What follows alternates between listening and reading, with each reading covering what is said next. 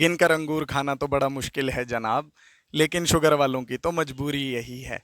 हाय, मेरा नाम अलंकार धारीवाल है। मैं एक आयुर्वेदिक न्यूट्रिशनिस्ट हूँ। आयुर्वेद और न्यूट्रिशन के सिद्धांतों से हम सभी के स्वास्थ्य की रक्षा की जा सकती है और यही मेरा ध्येय है। अक्सर लोग ये कहते हैं कि अंगूर तो शुगर बॉम्ब के जैसा है।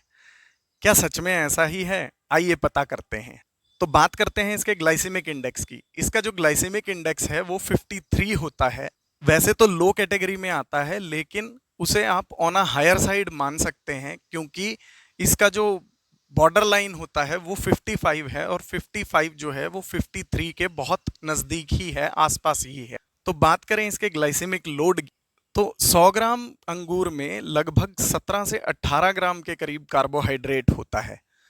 तो इस लिहाज से अगर कैलकुलेशन की जाए तो ये 9 से 10 के आसपास इसका ग्लाइसेमिक लोड आता है, जो कि वैसे तो लो ग्लाइसेमिक इंडेक्स में ही आता है, लेकिन ये आपको एक तरह से इसकी लास्ट लिमिट माननी पड़ेगी, क्योंकि अगर आप इसका पोर्शन साइज जैसे ही इस मात्रा से 100 ग्राम से बढ़ाएंगे तो ये आपके ब्लड शुगर को डेफिनेटली अफेक्ट करेगा। डायबिटीज में अंगूरों को खाने के लिए दरअसल दो सबसे बड़ी दिक्कतें हैं, जिनमें पहली दिक्कत है कन्वीनियंस।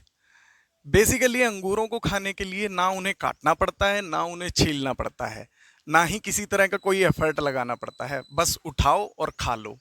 ये जो कन्वीनियंट फैक्टर है, इसकी वजह से इनके कंजम्पशन पे फर्क पड़ता है। दूसरी चीज़ है इनका साइज, क्योंकि इनका साइज काफ़ी छोटा होता है, जो कि इजी टू हैंडल होता है।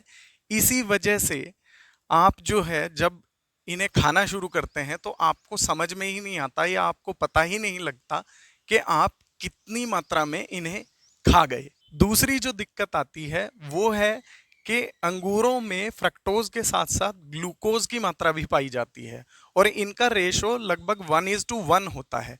और जैसे जैसे अंगूर जो है पकता चला जाता है, वैसे वैसे उसमें ग्लूकोज की मात्रा बढ़ती चली जाती है। जब आप अंगूर को कंज्यूम करते हैं तो डेफिनेटली वो आपका पीपी शुगर ग्लूकोज की वजह से ज़्यादा बढ़ा देता है। अब इस फ्रूट में ग्लूकोज और फ्रक्टोज के अलावा भी बहुत सारी चीज़ें मिलती हैं।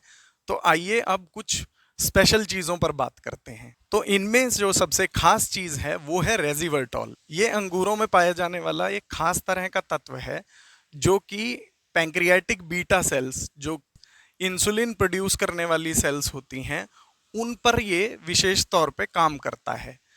ये उनका फंक्शन इम्प्रूव करता है, जिससे कि इंसुलिन सिक्रीशन इम्प्रूव होता है, जिससे आपको बेटर ग्लाइसेमिक कंट्रोल हासिल होता है। साथ ही साथ स्टडीज में ये भी देखा गया है कि प्री डायबिटीज और इंसुलिन रेजिस्टेंस के केसेस में ये जो है डायबिटीज रिवर्सल में भी बड़ा अच्छा रोल अपना अदा कर सकता है। दूसरी चीज़ आती है इसमें एंथोसाइनिन्स। एंथोसाइनिन वो चीज़ हैं जिनकी वजह से इसमें डिफरेंट डिफरेंट कलर होते हैं, कभी ग्रीन, कभी रेड, कभी ब्लैक। तो इन एंथोसाइनिन्स का बहुत इंपॉर्टेंट रोल है आपकी कार्डियक हेल्थ में। ये कोलेस्ट्रॉल को घटाते हैं, साथ ही साथ ये जो है आपकी आर्टरीज में फ्री रेडिकल डैमेज को रोकते हैं, जिससे ये कार्डियक कॉम्प्लिकेशन को कम करते हैं।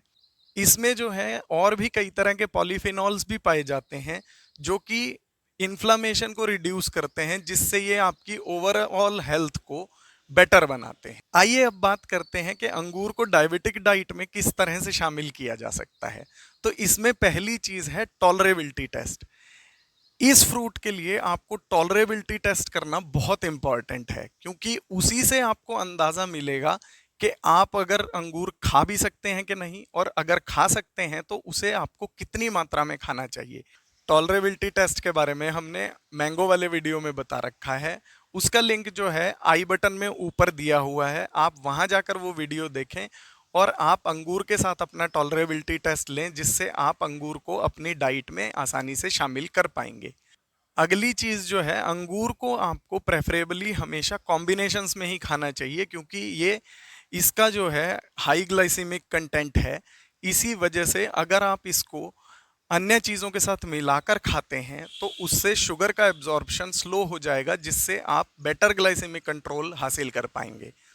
तो इसे आप किन चीज़ों के साथ खा सकते हैं? हेल्दी फैट्स के साथ आप इन्हें यूज़ कर सकते हैं, जैसे कि फ्रेश मिल्क क्रीम के साथ, या आप उसे पीनट बटर के साथ खा सकते हैं और उसमें कुछ बादाम या कोकोनट फ्लेक्स मिला सकते हैं, जिससे आपको अच्छा नाश्ता भी मिल जाएगा और जिससे आपकी शुगर भी बेटर तरीके से कंट्रोल हो पाएगी। साथ ही साथ आप वेजिटेबल सैलेड के साथ तो कभी भी अंगूर को खा सकते हैं, उससे आपको ज़्यादा बेटर ग्लाइसेमिक कंट्रोल भी मिलेगा और ज़्यादा मात्रा में आपको एंटीऑक्सीडेंट्स और अलग टाइप के पॉलीफिनॉल्स भी मिलेंगे, जो कि आपकी हेल्थ को, ओवरऑल हेल्थ को इम्प्रूव करने में आपकी मदद करें। तो आज के वीडियो में हमने जाना कि डायबिटीज़ में अंगूरों को किस तरह से इस्तेमाल किया जा सकता है और कितनी मात्रा में आपको इसे इस्तेमाल करना चाहिए। आपको ये वीडियो कैसा लगा मुझे प्लीज़ कमेंट बॉक्स में बताएं। आपने अपना कीमती समय हमें दिया, इसका तहे दिल से शुक्रिया। वीडियो को प्लीज़ लाइक करें, शेयर करें, चैनल को प्लीज़ सब्सक्राइब कर लें। मैं मिलता हूं आपसे अगले किसी वीडियो में, तब तक के लिए स्वस्थस्य स्वास्थ्य रक्षणम।